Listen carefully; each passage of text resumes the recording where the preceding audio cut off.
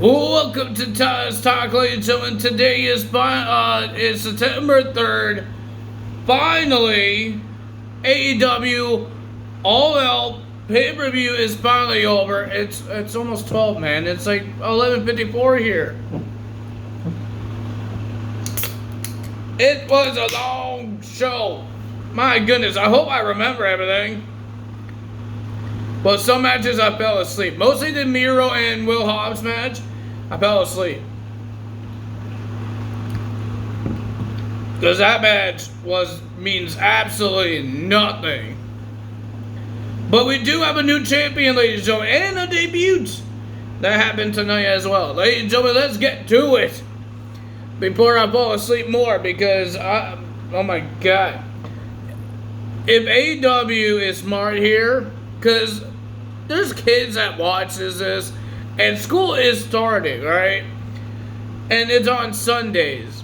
Kids are going to bed. I don't think kids should be watching this, because there's a lot of blood and a lot of graphic things. I don't think kids should be watching this. But if they are, it needs to start earlier, man, or make your matches a little shorter.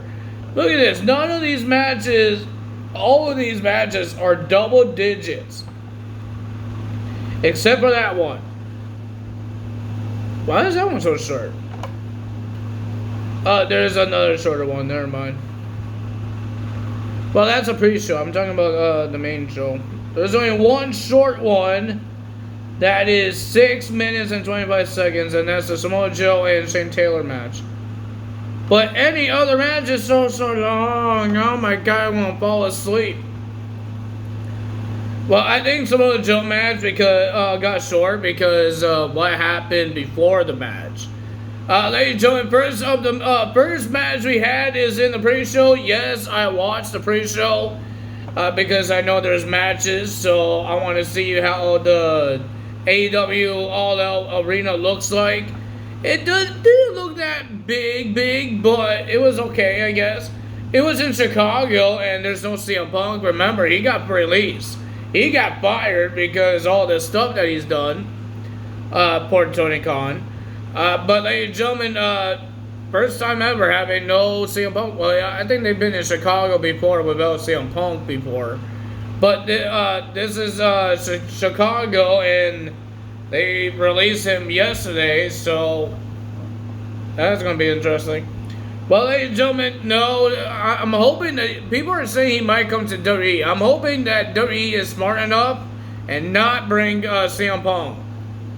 Because, ladies and gentlemen, if they see what CM Punk is doing to AEW, having a whole bunch of people suspended, like the Elite and Jack Perry, I don't think they want that. I don't think any wrestler wants me. Any WWE superstar wants that.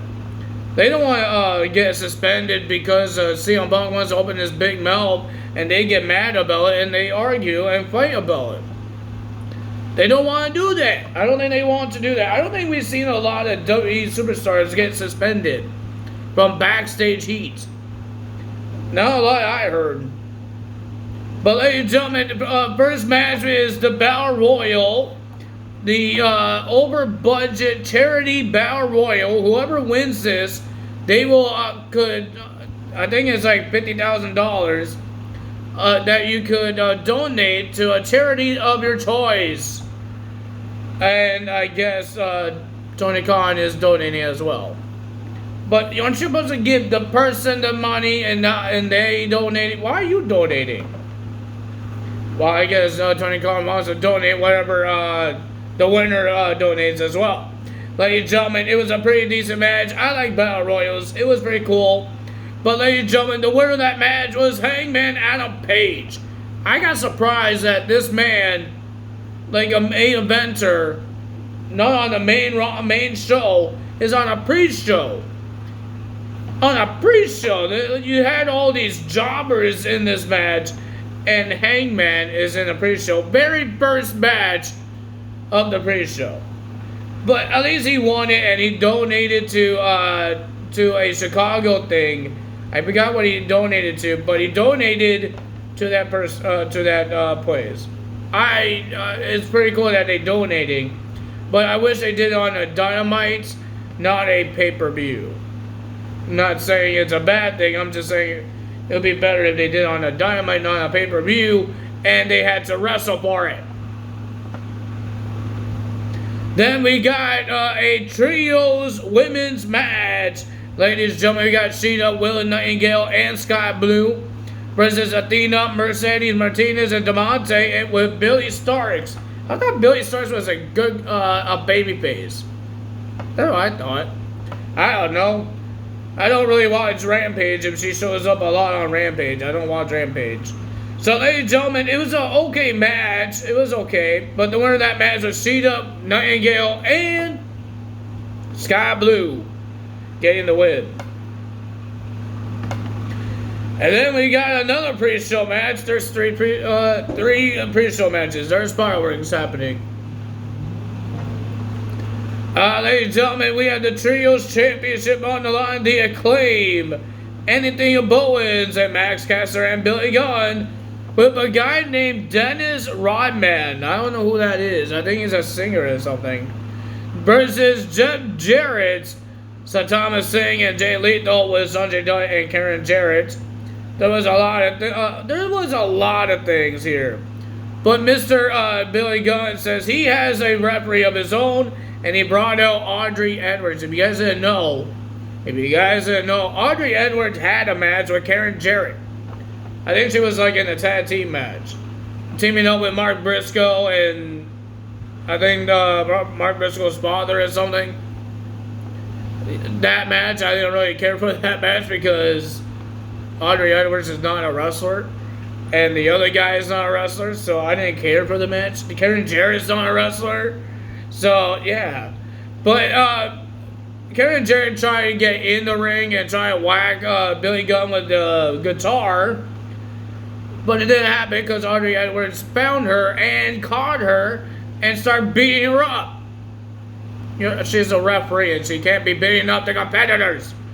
And then, ladies and gentlemen, the Rodman guy, the Dennis Rodman, he hit Jeff Jarrett with the thing's guitar. But the winner of that match, and still the Trios champions, is the Acclaim and Billy Gunn. I guess Billy Gunn is part of the Acclaim.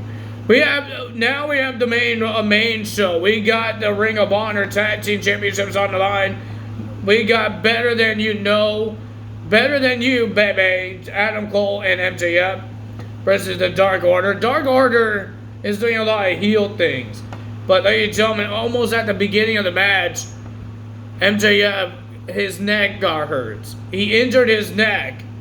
But it was more injured because it was the referee was distracted, and here comes Alex Reynolds whacking the back of the neck of Mr. MJF with a chair. So they had to take MJF away. So it was Adam Cole during this whole match in the 2-on-1 handicap between the Dark Order. It was a pretty decent match, but ladies and gentlemen, the fans went erupt when they saw MJF came back. And ladies and gentlemen, the winner of that match, after the double clothesline, and still your Ring of Honor Tag Team Champions, is MJF and Adam Cole. Well, ladies and gentlemen, this is where I was starting to fall asleep. I don't know why. But ladies and gentlemen, we saw MJF walking up this ramp, holding his neck. So he was doing it slowly. Here comes Samoa Joe. And he walked past Mr. MJF. But when he did, he shoved MJF. And Adam Cole is trying to calm him down. Don't go in there and attack Samoa Joe. Calm down. MJF didn't listen. He ran down and attacked Samoa Joe. But Samoa Joe did a guillotine and hurt the neck more on MJF. Security and Adam Cole and referees had to separate these guys. And then we finally had the Ring of Honor World Television Championship match. Shane Taylor versus Samoa Joe. The winner of that match was Samoa Joe.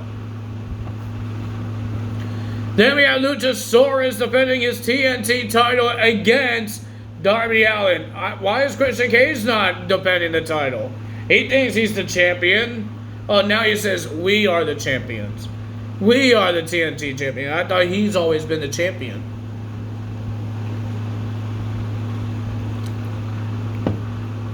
because he couldn't win on his own. He has to use Luchasaurus. So Luchasaurus is a puppet, a big dinosaur puppet. And ladies and gentlemen, it was a pretty decent match. Darby Allin was just putting himself through a lot. The man had a coffin match last Sunday, and now he's having a match with a dangerous dinosaur. Oh my God! Everything. I feel sorry for Darby Allin. Christian Cage was telling Nick Wayne, "Do you want to throw the towel in?" Nick Wayne said no, but I think Darby Allin kind of needed it because the winner of that match and still the TNT champion, Luchasaurus. This match I didn't care for. I don't know why it's a 15-minute long match, but I did not care for this match. I'm sorry. I don't want to be disrespectful, but I didn't care for this match. There's some matches I care about, but this match, I didn't care. I'd rather sleep through the whole thing. I tried to keep my eyes open, but it's a big guy versus big guy.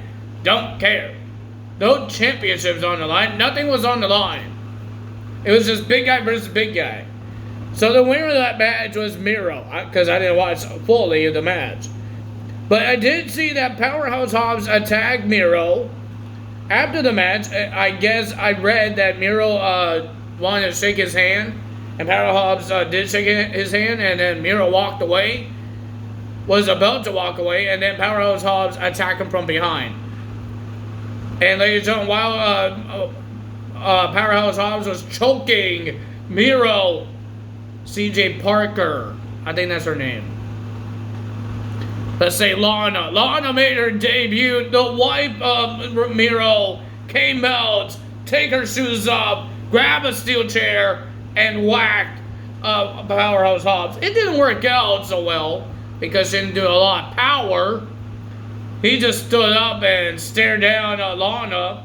And then Miro, because of distraction, Miro grabbed the chair, started whacking Powerhouse Hobbs with the chair. But he stared down his wife. He didn't hug her or kiss her, be happy. He just walked away from her. What was that all about? That's your wife. You know how many times in your promos and your video packages you talk about your flexible hot wife, she comes and you walk away from her. That doesn't make any sense. You talk about her every single time. I don't understand that. Is she kissing Bobby Lashley again? Maybe Powerhouse Hobbs this time. Powerhouse Hobbs kind of looks like Bobby Lashley, but has hair, right? I don't know. I have no idea. I don't understand what this means because that's his wife. He talks about his wife on his promos, his packages, and he walks away when she makes her debut. Where is this story going? I have no idea where this story is going between those two. But ladies and gentlemen, we got Chris Statlander versus Ruby Soho for the TBS Championship. And ladies and gentlemen, a weird thing happened.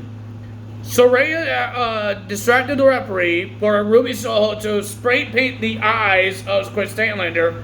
Here comes Tony Storm coming from out under the ring and grabs the spray paint out of Ruby Soho's hand. Chris Statlander wins the match, but why did Tony Storm take the spray paints out of Ruby Soho? I thought they were a team. Didn't they win on Collusion? They had a trios match, and now Tony Storm cost Ruby Soho the championship?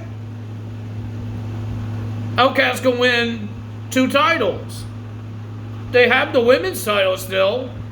They could have won the TBS title. I think Tony, when she lost her title, I think she lost her mind. Because I don't know what happened. I think Tony might turn good now. Turn babyface. She did say in her interview on Dynamite that she doesn't trust anyone in the Outcast right now. She doesn't trust those ladies. Because what Saraya did when Tony Storm hit her mom. I think anyone would do the same thing. Ladies and gentlemen, we got Bryan Danielson versus Ricky Starks. I still have no idea. Is this guy a good guy or a bad guy? Because he is part of the Blackpool Combat Club, but he's high-fiving, shaking hands of the fans, and he's helping Ricky Steamboat. Because Ricky Steamboat was supposed to have this match. But the American Dragon is doing this match for Ricky Steamboat. But he's supposed to be a bad guy, because we all know the Blackpool Combat Club is bad. It's a heel faction.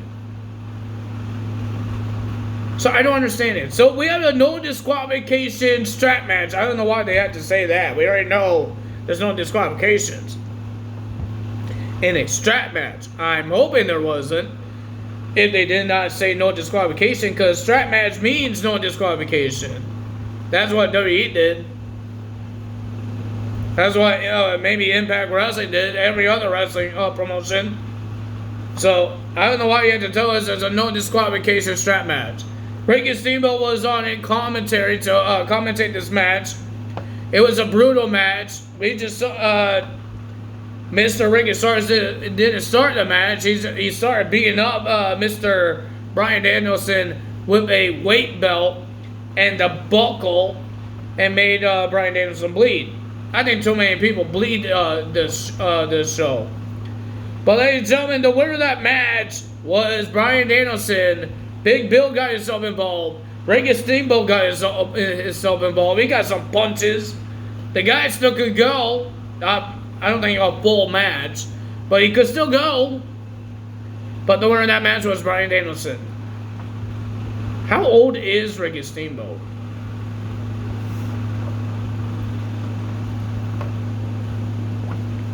How old is this guy? Ricky.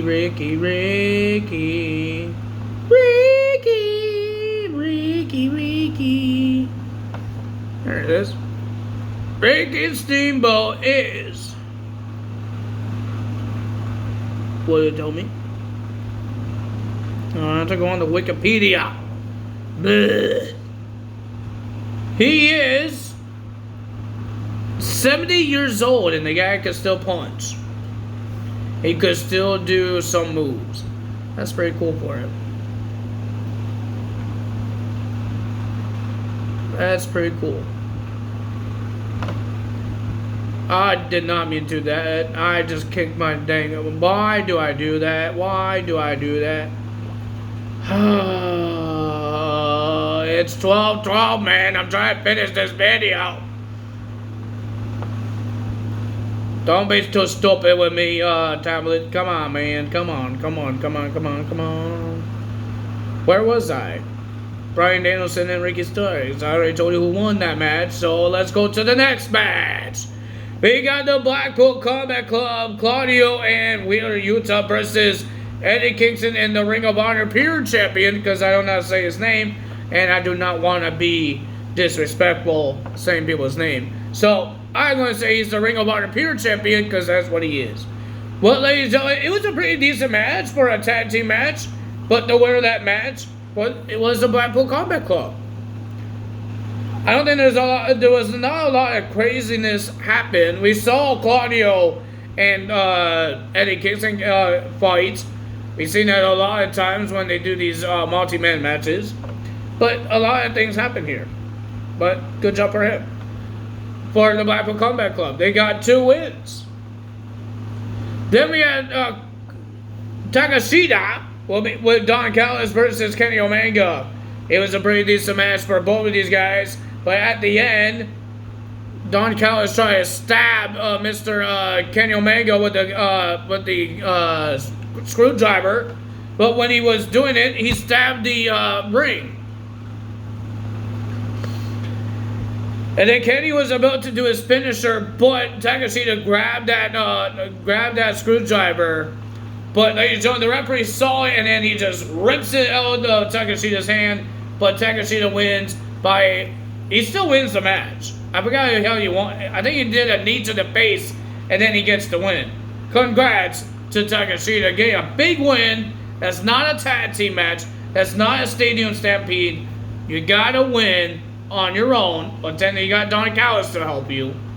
But you gotta win. We got the Bullet Club Gold, the Guns, Jay White, and Juice Robinson versus FTR and the Young Bucks in an 8-man tag team match. It was a long match, but it was a pretty decent match. It was a pretty good match. But ladies and gentlemen, FTR and Young Bucks didn't really work well as a team, but at the end they were working it well. They were helping each other do their own finishers and all that stuff. But ladies and gentlemen, I think Nick screwed up, and then Cash Wheeler got pinned. That means the winner of that match was Bullet Club Gold, getting the win. Then we had Jon Moxley versus Orange Cassidy for the AEW International Championship. Orange, I always have respect for this guy because he had awesome matches. Awesome title matches. He has amazing title reign. Better than Roman Reigns is. Because Roman hasn't defended. But this guy defends his title every single week. Every pay-per-view. Everything he could do. I have a lot of respect for him. Because this match was one of his best ones too. He had a great match with Jon Moxley. The guy was busted open. And he looked like he had a terrible back because he had a whole bunch of these tapes on his back. He did an awesome job. Jon Moxley had to do everything to destroy this kid. He ripped off the mats up outside the ring and exposed the concrete. But you just saw and you heard the slam of Jon Moxley's back slamming into the concrete. Thanks to Mr. Orange Cassidy. But ladies and gentlemen, the winner of that match and your new AEW International Champion, Jon Moxley. This man finally wins a championship that's not a world title. He wins another title in AEW. Some people, I don't know who did it first. Who won a title? 2 titles first time. Was it Kenny? No, I don't think it was Kenny. I don't know who did it, but ladies and gentlemen, a lot of people done it, but not a lot of people done it. There's some people did it, and some people didn't. Like Pac, Hangman Adam Page, Kenny Omega, Darby Allin only won 1 title. Who else won double titles? The Acclaim, they won 2 titles. They got the trios and the AEW tag titles. And now, Johnny Moxley did it. I almost said Johnny Moxley. Jon Moxley did it in an awesome match. I got a lot of respect for these guys. They're awesome matches. AEW makes great matches, but they make really bad storylines. Really bad stories. The MJF and Adam Cole is a pretty cool story, but mostly every single match on this card wasn't the best story. I know they only had a week. The only match that had actually story for this show was Darby Allin and Luchasaurus, because this match got made like a month ago since he won that Battle Royal. But that's the only match that actually had a story in it. Miro and Powerhouse Hobbs, I didn't understand the story. Why does he have a problem with Miro? And how in the world did Lana get involved in this problem? I have no idea. I don't understand the story. They made great matches. It's just I'm not a big fan of the storytelling. If they fix that, I'll be the biggest fan of AEW. But right now, WWE doesn't make a really great storylines, but there's some great storylines that they do make. And make sense. Like Shinsuke and Seth Rollins, it was always about Seth wants to retain his title and do his legacy, and Shinsuke wants to break Seth Rollins by attacking the back, break his back, and take the World Heavyweight title. He just wanted to get rid of him. But I don't understand AEW's storyline for some of these matches. or any type of matches in their pay-per-views or their weekly shows. So now the question is, what are they going to do with the real World Championship? I think it's a stupid idea to even have it. I'm hoping they trash it, because you don't need a world title in Collusion. If you want to, can you make it a better name? It could be the Ring of Honor world title, could be the world title of Collusion. The Ring of Honor title is getting defended on AEW anyways. They got defended on all else. Why can't we have the Ring of Honor world title as the world title in Collusion? That makes more sense. Why we had to make a third world title for CM Punk? That's stupid. Because he didn't lose it. Who cares? There's a lot of people in WWE that lost their title because of an injury or something they done, or whatever happened. Because the pandemic happened, they got stripped of the title.